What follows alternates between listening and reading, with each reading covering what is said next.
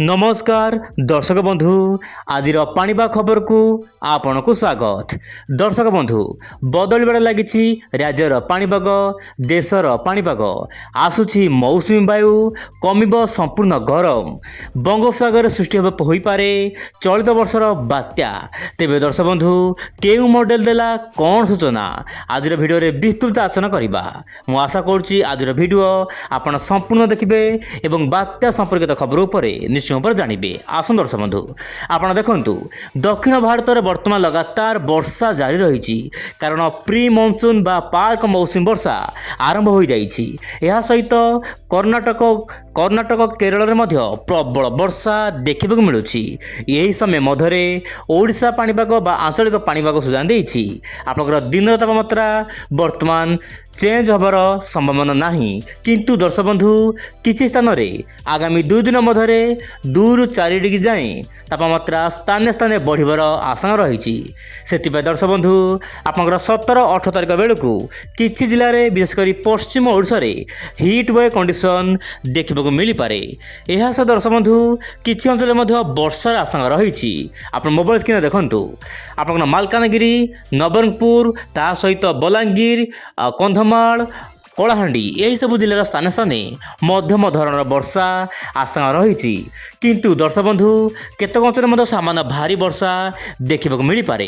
यह सहित दर्शक बंधु आप भद्रक बालेश्वर मयूरभंज ता सहित केउझर यही सब जिलार स्थान स्थाने मध्यम प्रबल वर्षा आपणकर अपराह्न 2टारू राति 10टा मध्य हेबार आशंका रही।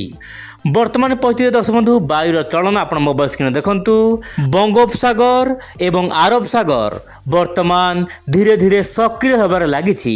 यह सहित दर्शक बंधु श्रीलंका आखपाख अंचल लगातार घूर्णिबलय सक्रिय रहुछि। वर्तमान परिस्थिति भारत महासागर वर्तमान जल बाष्पूर्ण वायु आसुथिबारु मौसुमी वायु यथा जल्दी अंडमान निकोबर द्वीपपुंज में पहुंचबार आशंका रही। आपण वायुर चलाचल देखु वर्तमान दक्षिण दिगुर आसुची दक्षिण पूर्व दिगुर वायु आसुची जहाँपाई कि वर्षा दक्षिण भारत देखा मिलूँ। से बंधु आपंकर माड़घासर आखपाख अंचल में गोटे बात्या सृष्टि होती किंतु यह प्रभावशील। तेज से बात्या दुर्बल होगापर मौसुमी वायु यथा जल्दी अग्रगति करी अंडमान निकोबर द्वीपपुंज में छुईबार संभावना रही आपंकर 18 किंबा 19 मे मध्य। से दर्शक बंधु वर्तमान बंगोपसागर यथेष्ट परिमाण में जलीय बाष्पूर्ण वायु जाऊँगी जहाँपाई कि आपंकर दक्षिण भारतर अनेक राज्य दक्षिण ओडिशार किसी जिले में वर्षार एक्टिविटी लगातार वर्षा देखा मिल पारे। तेज बात्या को लेकिन कौन रही बड़ खबर आसतु वर्तमान विस्तृत भाव में आलोचना करवा।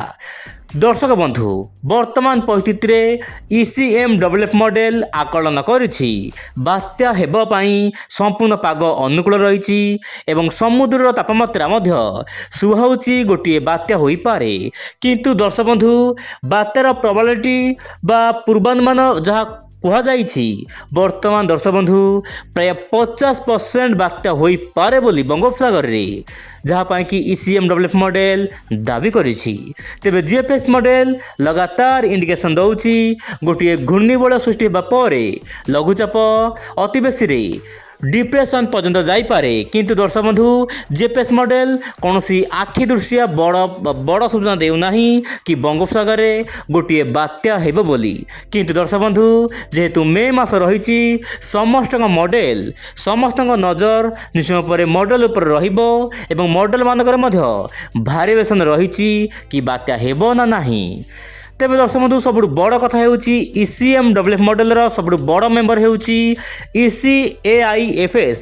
आप जानी दर्शक बंधु AI वर्तमान भारत में अग्रगति कर लगी जहाँपाई कि ECMWF मॉडल यही मॉडल को संपूर्ण परीक्षण कलापर यही मॉडल समस्त मॉडल को आगर रखी। से दर्शक बंधु यही मॉडल वर्तमान समस्त नजर रही एवं वैज्ञानिक माने यही मॉडल को बहु परीक्षण कलापर समस्त को पछर पकई यही मॉडल वर्तमान नंबर 1 होइछि। किंतु दर्शक बंधु यही मॉडल चांचल्य ଚାଞ୍ଚଲ୍ୟ କଲା ଭଳି ଖବର ଆଶ୍ଚର୍ଯ୍ୟ କଲା ଭଳି ଖବର ଦେଉଛି କି ବଙ୍ଗୋପସାଗର ସୃଷ୍ଟି ହୋଇପାରେ ବଡ଼ ବାତ୍ୟା, ଯାହାକି ଓଡ଼ିଶାରେ ଲଗାତାର ଇଣ୍ଡିକେସନ୍ ଦେଉଛି ଓଡ଼ିଶାରେ ଲ୍ୟାଣ୍ଡଫଲ୍ କରିପାରେ। ଆପଣଙ୍କର ଯେମିତିକି ଦେଖାଉଛି, ଆପଣ ଦେଖନ୍ତୁ ଜଗତସିଂହପୁର କିମ୍ବା କେନ୍ଦ୍ରାପଡ଼ା ବାଲେଶ୍ୱର ପାଖରେ ଏହା ଲ୍ୟାଣ୍ଡଫଲ୍ କରିପାରେ ବୋଲି ଯାହା ସୂଚନା ଦେଉଛି ECAIFS ମଡେଲ। ତେବେ ଦର୍ଶକ ବନ୍ଧୁ, ବର୍ତ୍ତମାନ ପରିସ୍ଥିତିରେ ଏହି ଖବର ଉପରେ କେତେ ସତ୍ୟତା ରହିଛି ବର୍ତ୍ତମାନ ତାହା ଭାବିବା ବଡ଼ ମୁସ୍କିଲ। ତେବେ ମୁଁ ଆପଣଙ୍କୁ ଏଇଠି କହିବାକୁ ଚାହିଁବି ୱିଣ୍ଡୋଡ୍ ଚ୍ୟାନେଲ ମାଧ୍ୟମରେ GPS ମଡେଲ, ECMWF ମଡେଲ, ତା ସହିତ CMC ମଡେଲ, ଅନ୍ୟ କିଛି ମଡେଲ ମାନେ ମଧ୍ୟ ଆକଳନ କରିନାହାନ୍ତି କି ଏତେ ବଡ଼ ବାତ୍ୟା ହେବ ବଙ୍ଗୋପସାଗରରେ। ତେବେ ବଙ୍ଗୋପସାଗର ତା ସହିତ ଆରବ ସାଗର ମଧ୍ୟ ବାତ୍ୟା ସୃଷ୍ଟି ହୋଇପାରେ ବୋଲି ଏହି ମଡେଲ ଲଗାତାର ଇଣ୍ଡିକେସନ୍ ଦେଉଛି ଏବଂ ଏହା ଓଡ଼ିଶା ପାଖରେ ଲ୍ୟାଣ୍ଡଫଲ୍ କରିପାରେ। କିନ୍ତୁ ଦର୍ଶକ ବନ୍ଧୁ, ଲ୍ୟାଣ୍ଡଫଲ୍ କରିବା ତ ଦୂରର କଥା, ବର୍ତ୍ତମାନ ବାତ୍ୟା ହେବ କି ନାହିଁ କୌଣସି ସ୍ପଷ୍ଟ ସୂଚନା କୌଣସି ମଡେଲକୁ ମିଳିପାରୁନାହିଁ। କିନ୍ତୁ ଦର୍ଶକ ବନ୍ଧୁ, ଯେବେ ଘୂର୍ଣ୍ଣିବଳୟ ସୃଷ୍ଟି ହୋଇଯିବ, ଲଘୁଚାପ ସୃଷ୍ଟି ହେବ, ସ୍ପଷ୍ଟ ସୂଚନା ନିଶ୍ଚୟ ପରେ ମିଳିପାରିବ। ତେବେ ଇଏ ଥିଲା ଆଜିର ପାଣିପାଗ ଖବର। ମୁଁ ଆପଣଙ୍କୁ ଯାହା କହିଲି, ମୁଁ ପୁଣି ଆସିବି ଆସନ୍ତାକାଲି ଆଉ କିଛି ପାଣିପାଗ ଖବରକୁ ସାଥିରେ ଧରି। ଆଜି ପାଇଁ ଏତିକି। ନମସ୍କାର, ଜୟ ଜଗନ୍ନାଥ ଦର୍ଶକ ବନ୍ଧୁ।